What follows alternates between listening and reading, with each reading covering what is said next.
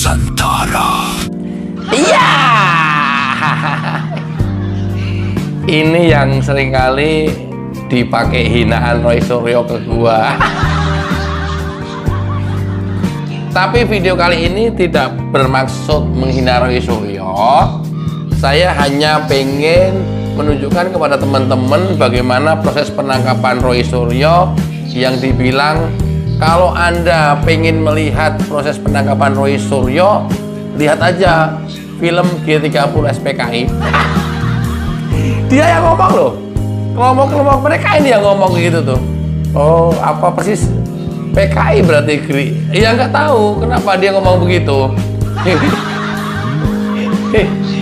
Emang yang ditangkap PKI Gri? Ya nggak tahu juga.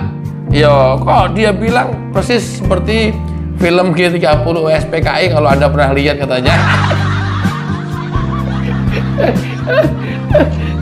Nah, video ini diputar di persidangan pra-peradilan hari ini. Kita coba lihat ya. Check it out.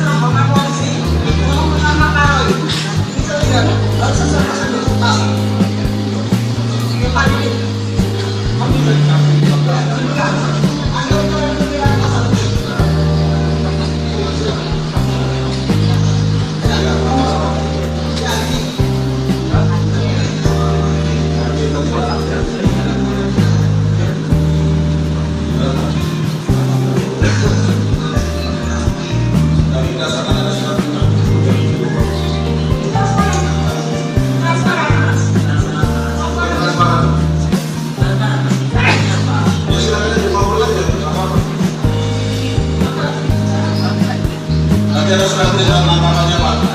Pak, nanti dari Polres Metro Jaya. Jadi sekitar negara. Sudah saya katakan surat perintah penangkapannya kepada korban dan harus dulu kepada. Saat ini juga kami bawa Pak ke Polres Metro Jaya. Iya.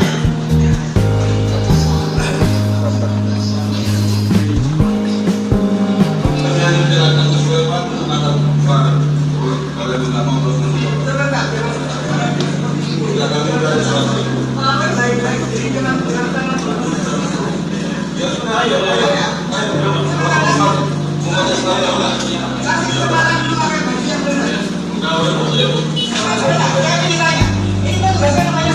saya itu Rosani. Rosani. Dari sudut tangan negara. Dan bersama saya.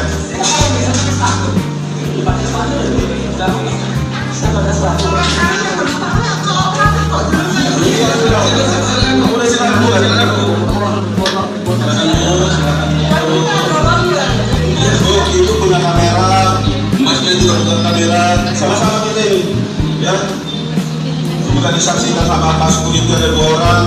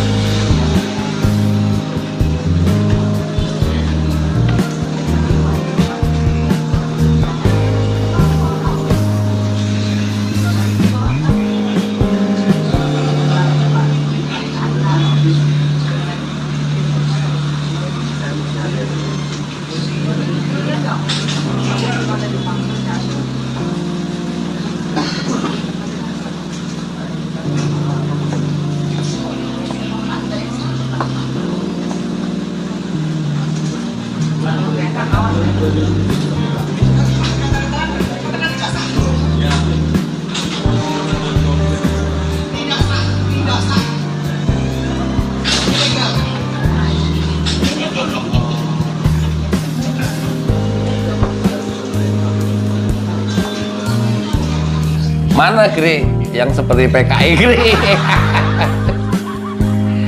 PKI-nya mana Gri? Katanya akan digambarkan dalam cerita mereka, para pengacaranya, kamarnya diobrak-abrik, udah layaknya kalau Anda pernah ngelihat film G30 PKI, udah kayak begitu udah. Saya cari mana PKI-nya ini. Nah, tadi yang bilang ya ada yang diminta tanda tangan tadi nggak mau, itu adalah istrinya, namanya Ririn. Saya mendapat banyak cerita tentang Ririn waktu kemarin ke Jogja, tapi tentu itu tidak untuk saya ceritakan ke orang lain, cukup saya pegang sendiri. Ya, Ririn adalah istrinya Roy Suryo. Nah, jadi karena istrinya Roy Suryo dan Roy Suryo adalah mantan menteri olahraga, berarti ini adalah istri mantan menteri olahraga. Dan karena Roy Suryo adalah mantan napi atau residivis, ini juga adalah istri mantan residivis.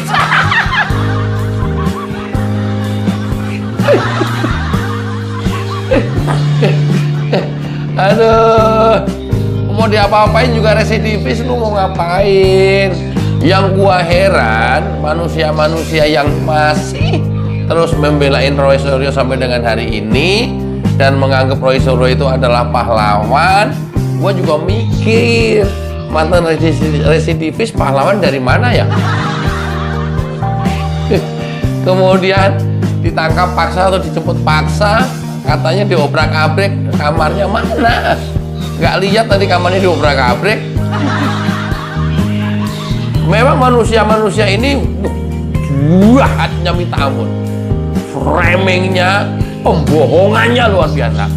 Dalam hal membentuk narasi, yang dibangun adalah kebohongan terus menerus, luar biasa. Kelompok-kelompok ini nih. Tapi ya kan memang udah seperti itu, Gri. Ya Rismon aja untungnya udah langsung sadar. Ternyata kan ijazahnya palsu, artinya apa? Bermasalah. Roy Suryo, mereka mantan residivis. Ya apa artinya? Ini juga orang-orang bermasalah. Tifa terjerat hutang, piutang dan nggak bisa bayar, akhirnya apartemennya disita. Nah ini kan orang-orang bermasalah. Belum lagi yang kelihatan sering mendampingi Tifa. Siapa Gri? Seorang laki-laki, profesinya dokter juga, inisialnya Gri atau namanya Gri.